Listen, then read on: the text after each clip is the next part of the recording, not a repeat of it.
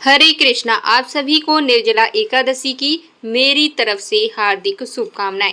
आज के इस वीडियो में हम आपको बताने वाले हैं कि निर्जला एकादशी के दिन ऐसा क्या करें कि आपको बिल्कुल भी प्यास ना लगे, बिल्कुल भी आपको इस दिन प्यास नहीं सताएगी। खुद राधा रानी का बताया हुआ नुस्खा आज के इस वीडियो में आपको बताने वाले हैं। तो आपसे बात करूंगी निर्जला एकादशी के दिन अगर हमें प्यास लगे तो हमें कौन सा ऐसा उपाय करना चाहिए जिससे कि बिल्कुल भी प्यास ना लगे और जो हमारा निर्जला एकादशी का व्रत है वो सही तरीके से संपन्न हो जाए। तो आज के वीडियो में इन्हीं विषयों में चर्चा करूंगी। तो चलिए वीडियो शुरू करते हैं। तो वीडियो शुरू करने से पहले आप सभी से रिक्वेस्ट है कि आप इसी तरह से पूजा पाठ से जुड़ी सही सटीक जानकारी चाहते हैं तो वीडियो को लाइक करके, अभी तक आपने चैनल को सब्सक्राइब नहीं किया तो चैनल को सब्सक्राइब करके कमेंट बॉक्स में लिख दें ओम नमः शिवाय या जय माँ लक्ष्मी, ताकि भगवान शिव और माँ लक्ष्मी और भगवान विष्णु की कृपा आपके ऊपर हो जाए। जो भी आपके इष्ट है उनका नाम आप लिख सकते हैं। देखिए, ज्येष्ठ का महीना बहुत ही ज़्यादा गर्मी से भरपूर होता है और इस महीने में सबसे ज़्यादा गर्मी होती है। तो ऐसे में हमें जो एकादशी का व्रत है वो किस तरह से करना चाहिए जिससे कि हमें प्यास ना लगे, क्योंकि ज्येष्ठ माह में 2 एकादशी आती है। जैसा कि आप सभी को पता है, एक वर्ष में 26 एकादशी आती हैं। जैसे कि एक महीने में 2 एकादशी आती हैं तो 12 माह में 26 एकादशी हुई। तो इसी तरह से ज्येष्ठ महीने की जो एकादशी होती हैं, जिसमें सबसे ज़्यादा महत्वपूर्ण एकादशी होती है वो होती है निर्जला एकादशी। इसमें बहुत ही ज़्यादा नियमों का पालन करना होता है और बहुत ही ज़्यादा कठिन इसका व्रत होता है, क्योंकि ये निर्जला रखी जाती है, बिना जल ग्रहण किए इसका व्रत रखा जाता है, इसलिए सबसे ज़्यादा ये महत्वपूर्ण होती है। कई बार महिलाएं इसी एकादशी से अपना व्रत भी उठाना प्रारंभ करती हैं। अगर आप पहली बार एकादशी का व्रत रखना चाहती हैं तो आप निसंकोच होकर इस निर्जला एकादशी से अपनी कामना बोलते हुए एकादशी का व्रत प्रारंभ कर सकते हैं। तो एकादशी में कई प्रकार के उपाय हैं, नियम हैं, पूजा विधि है जिनका सही प्रयोग करना अनिवार्य होता है। तो ऐसा कौन सा ऐसा कार्य करना चाहिए कि ज्येष्ठ माह में इस भरपूर गर्मी में आपको बिल्कुल प्यास ना सताए और आप निर्जला एकादशी का व्रत विधि विधान के साथ संपन्न कर सकें।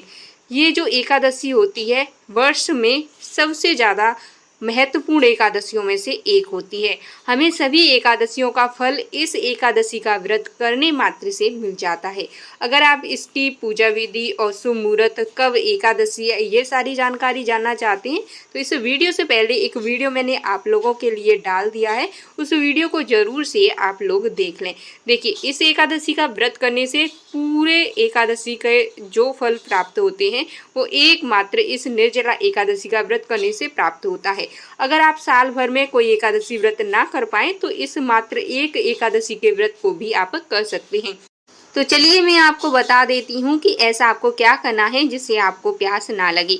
लोग क्या करते हैं कि निर्जला एकादशी के दिन पहले, एक रात पहले पानी पीते हैं। तो आपको बता दें कि जिस तरह करवा चौथ का व्रत होता है उसमें हम एक दिन पहले या सुबह सुबह ब्रह्म मुहूर्त में सर्गी करते हैं, उसी तरह से आप इस व्रत को कर सकते हैं। यानी कि जैसे सूर्य उदय होने से पहले आपको भरपूर पानी पी लेना है। ठीक है, तो आपको सबसे पहले ऐसा क्या करना है जिसकी वजह से आपको बिल्कुल भी प्यास ना लगे, तो ध्यान से सुनिए। जैसे हम करवा चौथ के दिन करते हैं ना, देखिए सनातन धर्म में क्या होता है, सनातन धर्म में जब सूर्य उदय होता है तभी अलग दिन लग जाता है। जैसे निर्जला एकादशी का दिन मान लीजिए, जैसे कि सूर्य उदय होता है तो मान लीजिए सूर्य उदय हो जाएगा हमारा, जैसे कि ब्रह्म मुहूर्त रहता है, जिस दिन हमारा जैसे ही सूर्य उदय होगा तुरंत ही एकादशी का व्रत हमारा प्रारंभ हो जाएगा और हम निर्जला एकादशी का व्रत रखेंगे। तो जैसे जैसे सूर्य बढ़ता जाता है वैसे वैसे आपको प्यास भी लगती जाती है। तो आपको क्या करना है, आपको जब स्नान करें अच्छे से कुल्ला कर लेना है, परंतु इसमें एक बार आचमन किया जाएगा। जब आप पूजा करेंगे उस समय, जब भगवान विष्णु की पूजा करेंगे तो हाथ में जल लेकर उसी से आपको आचमन करना है, उसी जल को बस आप पी सकते हैं, बाकी अन्यथा आप जल नहीं पी सकते। आपको दिन भर में पानी लेकर मुंह में कुल्ला करते हुए पानी को बाहर कर देना है। इस तरीके से आपको पूरे दिन करना है। अगर आपकी सामर्थ्य नहीं है कि आप निर्जला एकादशी का व्रत रह पाए तो बिल्कुल भी मैं आपको सजेस्ट नहीं करूँगी कि आप इस एकादशी का व्रत रखें। देखिए, अगर आपकी रोग बीमारी की वजह से दवाइयाँ चल रही हैं तो आप बिल्कुल भी इस व्रत को, एकादशी व्रत को निर्जला ना उठाएं। आप साधारण फलहार के साथ में ये एकादशी का व्रत कर सकते हैं। हमारे सनातन धर्म में ब्रह्म मुहूर्त को बहुत ज़्यादा महत्व माना जाता है और ब्रह्म मुहूर्त से ही दूसरी तिथि मानी जाती है। तो ठीक निर्जला एकादशी के दिन आप रात को भी पानी आराम से खूब जितना पी सकते हैं उतना पी लें। आप शिकंजी भी पी सकते हैं। शिकंजी से क्या होता है कि आपको कम से कम प्यास लगती है। जैसे कि 3 बजे के करीब, 4 बजे के करीब आप शिकंजी बना के पी सकते हैं, पानी पी सकते हैं। फिर आपको एक उपाय और बताती हूँ जो कि राधा रानी ने स्वयं अपनी सखियों को बताया था। राधा रानी की सखियों ने उनसे पूछा था कि निर्जला एकादशी का हम कैसे करके व्रत करें जिससे कि हमें प्यास ना लगे। तो राधा रानी ने बताया था कि एक दिन पूर्व यानी कि 10वीं तिथि के दिन हमें एक समय तो भोजन करना है। जैसे कि हम एक ही समय 10वीं तिथि को भोजन करते हैं। जब भी आप एकादशी का व्रत रखते हैं तो उससे एक दिन पहले 10वीं तिथि को एक समय ही भोजन किया जाता है और वो भी आपको मीठा भोजन करना है। ठीक है, भोजन में किसी भी प्रकार के नमक का प्रयोग आपको नहीं करना है। आप खीर का भी प्रयोग कर सकते हैं 10वीं तिथि में।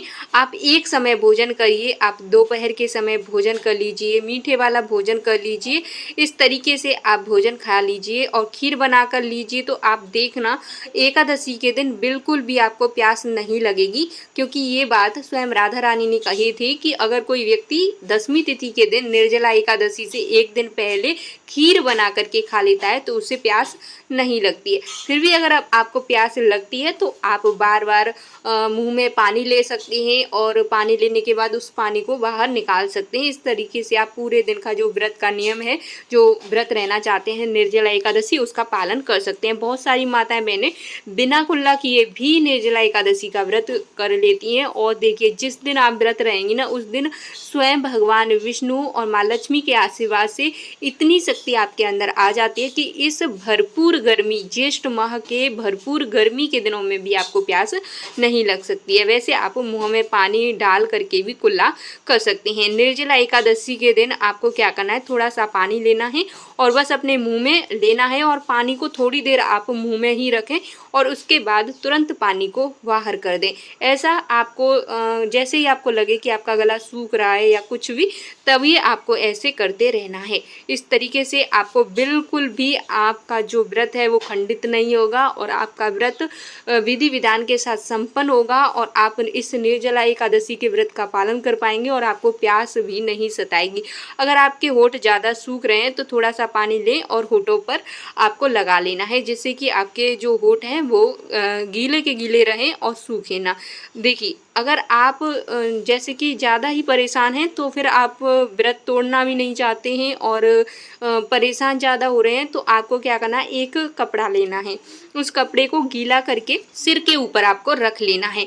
बहुत ही आराम मिलेगा, करके देखिए। अगर आप पैरों में भी अगर गीला कपड़ा करके आप पैरों में भी रखते हैं तो भी आपको आराम मिलता है और इससे आपको बिल्कुल भी प्यास नहीं लगेगी। परंतु इस बात का ध्यान रखना, सिर पर आपको गीला कपड़ा करके ज़रूर से रख लेना है। और हाँ, अगर आप शरीर में बिल्कुल भी ज़्यादा कमज़ोरी महसूस करते हैं, जैसे कि बहुत सारी माता बहनें होती हैं वो थोड़ी देर पानी ना पिए तो उनको चक्कर से आने लगते हैं और वो निर्जला एकादशी का व्रत रखना चाहती हैं, तो उनको एक दिन पहले ग्लूकोज का पानी जितना हो सके उतना पी लेना है। नारियल वाला पानी मिल सके तो नारियल वाला पानी ले लें, वो भी बहुत ज़्यादा फायदेमंद होता है। परंतु मीठा भोजन जो है, नमक नहीं प्रयोग करना है। मीठा भोजन जो है एक दिन पहले ज़रूर से खा लेना, मेरी इस बात को ध्यान रखना। देखिए, आपको बिल्कुल भी जो है प्यास नहीं लगेगी। सूर्य की गर्मी जैसे जैसे निकलती जाती है, प्यास उतनी ज़्यादा बढ़ती जाती है, उतनी ज़्यादा लगती जाती है। तो जैसे मैंने जो जो उपाय बताए हैं, इन सभी उपायों का अगर आप सच में मानसिक रूप से अगर आप पालन करते हैं तो सच मानिए आपको बिल्कुल भी प्यास नहीं लगेगी और भगवान विष्णु की कृपा से सच में ही आप इस व्रत का जो पालन है वो अच्छी तरीके से कर पाएंगे। तो इस तरीके से आपको इस व्रत का पालन करना है और हाँ, आप मन में संकल्प लें कि भगवान मुझे इतनी शक्ति दें कि मैं ये जो व्रत है, जो मैंने अपने मन में संकल्प लिया है कि मैं निर्जला एकादशी का व्रत करना चाहती हूँ, तो ये जो मेरा व्रत है अच्छी तरीके से संपन्न हो जाए और मैं अच्छी तरीके से इस व्रत को कर पाऊँ। और देखिए, मैं आपको बताऊं, मैंने जैसा आपको बताया कि आपको एक दिन पहले दशमी तिथि को खीर बनानी है, तो ये खीर आपको दोपहर में भी खा लेनी है। जैसा कि एकादशी के नियमों में ये होता है कि एक दिन पहले जो दशमी तिथि होती है उस दिन सिर्फ एक समय ही भोजन खाया जाता है। तो आप ये जो खीर वाला भोजन करेंगे ये दोपहर में भी कर सकते हैं, दोपहर में ना करें तो शाम के समय में आप कर सकते हैं। रात्रि में वैसे आप कुछ मत खाना, अगर खीर खा ली तो समझो जो निर्जला एकादशी का व्रत है उस दिन आपको प्यास नहीं लगेगी। बहुत ही आराम से, आसानी से आप इस व्रत को अच्छे तरीके से कर पाएंगे। आप चाहें ज़्यादा दिक्कत आ रही है तो जो आलू होते हैं उनको अगर आप काट करके थोड़ा थोड़ा अपने जो पैरों के तलवे होते हैं उनमें थोड़ा थोड़ा रगड़ लेते हैं थोड़ी देर बैठ करके, तो इससे आपका गला सूखने नहीं लगता है और आपको बिल्कुल प्यास नहीं लगेगी। तो ये कुछ विशेष उपाय हैं जो कि एकादशी के दिन करने चाहिए। मैं खुद भी इन नियमों का पालन करती हूँ और खुद इन नियमों का पालन करते हुए मैंने एकादशी का व्रत प्रारंभ किया है। तो आप चाहें तो इस तरीके से इन नियमों का पालन करके एक बार एकादशी का व्रत करके देखिए। सच बता रही हूँ, आपको बिल्कुल प्यास नहीं लगेगी। अगर आपके अंदर मन में शक्ति है, विश्वास है और आप पूर्ण भरोसे और विश्वास, सच्ची श्रद्धा के साथ में एकादशी व्रत करना चाहते हैं तो इस भरपूर गर्मी में भी प्यास नहीं लग सकती है। तो ये विशेष उपाय जो मैंने आज के इस वीडियो में बताए, उम्मीद है कि आप इन उपायों को करके जरूर से इस एकादशी व्रत का जो लाभ है वो जरूर से लेंगे। अगर आपके कोई प्रश्न है एकादशी से जुड़े हुए तो आप मुझे कमेंट के जरिए जरूर से बताएं, मैं आपको उस प्रश्नों के उत्तर जरूर से दूंगी। और हाँ, वीडियो को लाइक जरूर से कर दीजिए और चैनल को सब्सक्राइब करके कमेंट बॉक्स में एक प्यारा सा कमेंट जरूर से कर दीजिए, ताकि मुझे बहुत ही अच्छा लगेगा कि आपको मेरे द्वारा दी गई जानकारी अच्छी लगी। और निर्जला एकादशी व्रत से जुड़ी और भी महत्वपूर्ण जानकारियाँ वो भी मैं आप सभी के लिए धीरे धीरे करके, जब तक एकादशी तिथि आती है तब तक धीरे धीरे करके आपके जितने भी प्रश्न हैं, जो भी जानकारियाँ, उन सभी जानकारियों को, उन सभी प्रश्नों के उत्तर धीरे धीरे करके वीडियो के माध्यम से आप सभी को देती रहूंगी। तो बने रहिए मेरे साथ। वीडियो में आने वाली अगली वीडियो का जरूर से इंतजार कीजिए और हाँ, जैसे ही वीडियो आती है तुरंत से वीडियो देख लिया करें और वीडियो को लाइक करके, चैनल अगर सब्सक्राइब नहीं किया तो चैनल को सब्सक्राइब करके वीडियो शेयर अवश्य कर दें, ताकि अन्य लोगों को भी निर्जला एकादशी व्रत से जुड़ी हुई संपूर्ण जानकारी प्राप्त हो जाए। मिलते हैं आपसे नेक्स्ट वीडियो में। राधे राधे, हरे कृष्णा।